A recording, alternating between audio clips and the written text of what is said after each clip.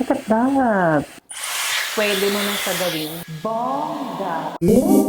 Hello people, this is Maxine, of course. Another day, another vlog. Kumusta na po kayong lahat? At ngayon na naman, nandito naman ako para mag-review ng isa naman pong product. At ang product na ito ay, but before we proceed with our review and of course unboxing, I would like to invite everyone, of course, to click the subscribe bar and of course comment down below if meron kayong questions sa aking product for today. And of course, ang like niyo po ay sobrang makakatulong upang mag-boost pa ang ating channel at bonggahan ng algorithm ang pag-share nito sa iba pang mga viewers. Well, ang product po natin ngayon is related sa beautification or ang ating daily routine everyday. Kasi nga naman, ako nga naman, kapag nagpe-prepare ako going to work talaga, especially I'm working as a medical technologist, so medyo mahirap, especially yung hair ko, medyo mahaba-haba siya and it takes time talaga kung ako po ay mag-prepare dahil lang sa drying of my hair. And at the same time, kailangan ko pa ng dalawang device para lang magawa ko yung drying and at the same time straightening. Nag-search lang ako kasi parang gusto kong gumastos. Charot. And also, I wanted to reward myself dahil nga naman sa ating mga hard work. And so, I was searching in Google and then I saw this product. This product is from Dyson and this is a dual hair dryer and the same time hair straightener. At yan po ang bagong product ng Dyson ngayon. At yan po is ang Dyson Air Straight. So, medyo malaki siya. So, before natin i-review itong Dyson Air Straight, so bagong-bago talaga siya, mainit-init pa from the box. So, i-unbox po natin siya. Sobrang excited ako, hindi lang halata. Pero, I'm super excited to use this product kasi nga naman, malilis na po ang ating daily preparation routine when it comes to drying my hair. So, instead, nagagamit ako ng blow dry and also straightener. So, this time, ito na lang. Gagamitin ko, hopefully talaga, is maging effective and helpful. And knowing the brand, Dyson, alam natin na sobrang ganda talaga ng product na ito. Kaya naman, let's proceed to the unboxing.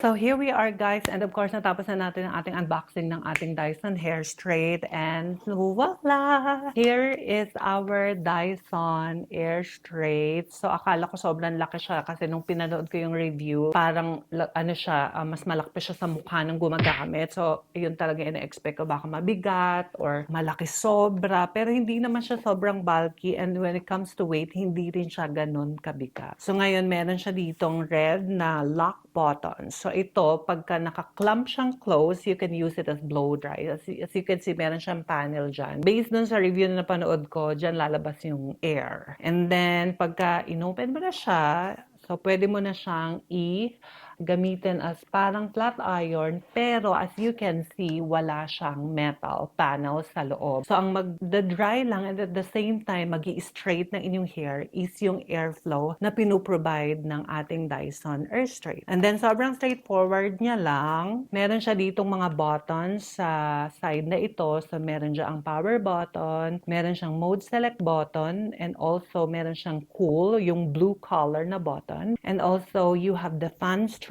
or iset yung fan depende sa inyong desirable na strength. And also, yung kanyang hot temperature button. So, sobrang straightforward lang. And the only thing that I noticed with Dyson Air Straight, no, is parang laptop ang kanyang plug. Sobrang laki. So, medyo bulky in a sense. Pero, yun na nga, overall, aside from that, plug. I guess it's super stylish siya. Ang ganda-ganda niya. And I like the old rose metallic. May pagka-metallic siya. So ngayon, i-try na natin siya kung talaga nga namang magugustuhan natin or else ibabalik natin to sa best.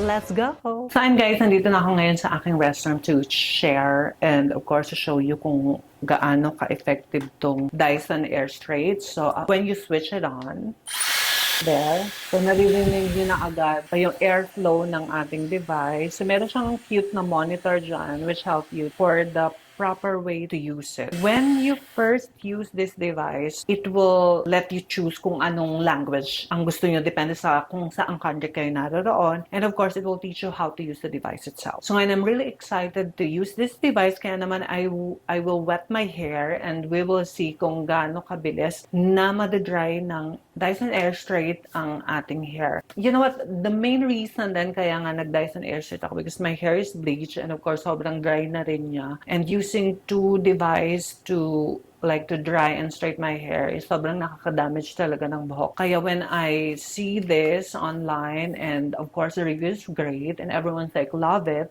it's because it's not really an iron but it's a airflow straightener, like blow dry siya, but the air itself will help your hair to straighten while at the same time drying your hair. Okay, let's wet our hair. So I only wet the other side of my hair. Tsaka hindi ko talaga siya sinet today para magamit and of course for the review of Dyson Airstrait. And of course magsiset din tayo ng timer kung gaano kabilis madadry and straight ng Dyson Airstrait ang ating buhok. And let's try our Dyson Airstrait.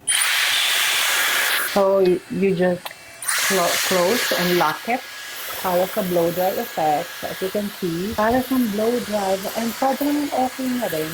Yeah, look at that. Now, let's start straightening our hair. So I think I will section first my hair.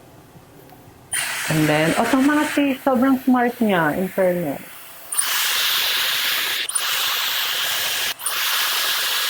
Look at that! Oh my God. Sobrang silky smooth. So this one is super wet.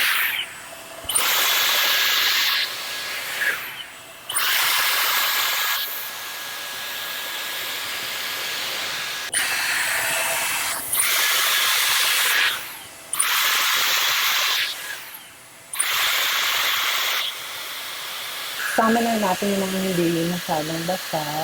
What? Look at that! So, based dun sa gamit ko, nabongga siya kasi parang within yung isang section niya, within 1 minute, madadry na talaga yung hair na inisprayan ko ng water. Sobrang bongga. Tapos, yung texture niya is hindi siya dry and at the same time bouncy. And hindi siya naghihimulmol. Kasi usually kasi pag ang ginagamit ko yung blow dry lang tsaka yung plancha, nagdidikit-dikit siya, tapos magda-dry siya. Pero ito, hindi. Bongga siya. And at the same time, ang pinaka nakakatuwa is pwede mo nang sa gawing blow dry. Bongga! Pero I think I'll make a separate video wherein yung bagong talagang shower ako. And yun talaga ita-time ko kung gaano katagal bago niya mapatuyo or mapa-straight ang buhok. Pero this one, tong side na to, is super amazing na talaga. Bongga, I love this product. And there you go. Tapos ko na nga pong itry ang ating Dyson Airstrait. And first time ko lang po talaga siyang gagamitin ngayon.